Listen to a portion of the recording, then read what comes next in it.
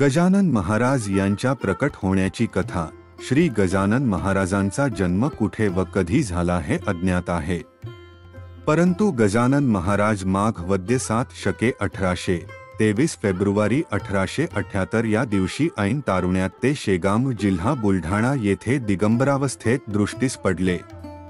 जसा कुशल जवाहीर कोळशाच्या तुकड्यांमधून अनमोल हिरा शोधून काढतो, त्याप्रमाणे बंकटलाल अग्रवाल ह्याने त्यांचे महत्त्व ओळखले। त्याला महाराजांचे प्रथम दर्शन झाले। जेव्हा बंकटलालने त्यांना जेवणाविषयी विचारले, त्यावेळी महाराजांनी नुसतेच शून्य दृष्टीने त्याच्याकडे पाहिले। महाराज एक महान आणि असामान्य असे योगी आहेत ह्याची बंकटलालला तात्काळ आणि मनोमन खात्री पटली। त्या महान भक्ताने त्यांचे श्रेष्ठत्व ओळखून त्यांना स्वगृही आणले। जेथे संतांचा वास तेथेच भगवंताचा निवास ह्या उक्तीप्रमाणे असं म्हणतात की अक्कलकोट स्वामींनी गजानन महाराजांना आज्ञा केली, तू विदर्भात जा आणि शेगाव या गावी प्रकट हो आणि लोकांना नामस्मरणाचे महत्त्व पटवून दे। नामस्मरण हे एक चिलखत आहे।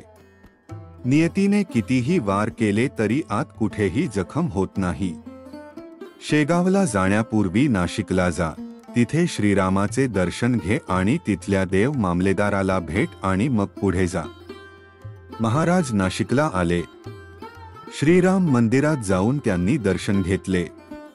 त्यांनी उंबरठ्यावरती डोके ठेवले तर मंदिरातील घंटा आपोआप वाजू लागल्या। हे पाहून मंदिरातील पुजारी घाबरला। हे असं भलतंच काय होतं असं मनात म्हणत त्याने श्रीराम प्रभूंसमोर हात जोडले आणि फुले वाहिली। आश्चर्य म्हणजे श्रीराम चरणी वाहिलेली फुले गजानन महाराजांच्या मस्तकावर येऊन पडली।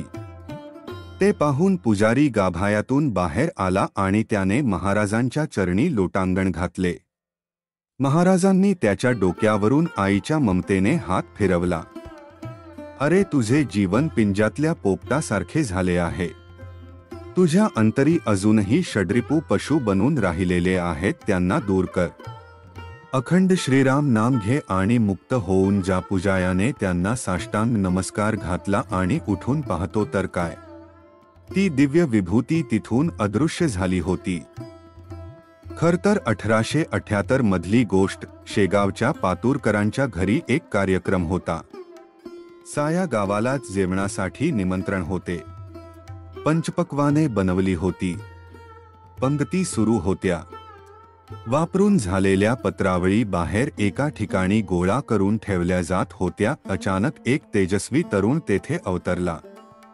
त्याच्या अंगावर एकही वस्त्र नव्हते। तो त्या खरकट्या पत्रावळीतील अन्न पदार्थ खाऊ लागला। त्याच्याजवळ पाणी पिण्यासाठी एक तुंब आणि मातीची चिलीम होती, परंतु चेहऱ्यावर अपार समाधान आणि शांती होती। बंकटलाल अग्रवाल आणि दामोदर पंत कुलकर्णी त्याच वेळी तिथून जात होते। त्यांचे लक्ष त्याच्याकडे गेले।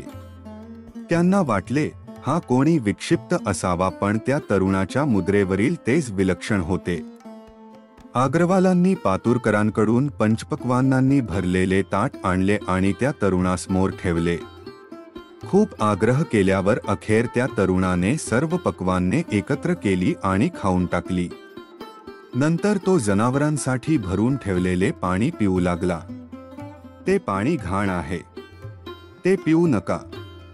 दामोदरपंत कुलकर्णी म्हणाले, घाण व स्वच्छ पाणी दोन्ही सारखेच, उष्टे खरकटे व पंचपक्वान्ने एकच। सर्व सृष्टीत परमेश्वर आहे।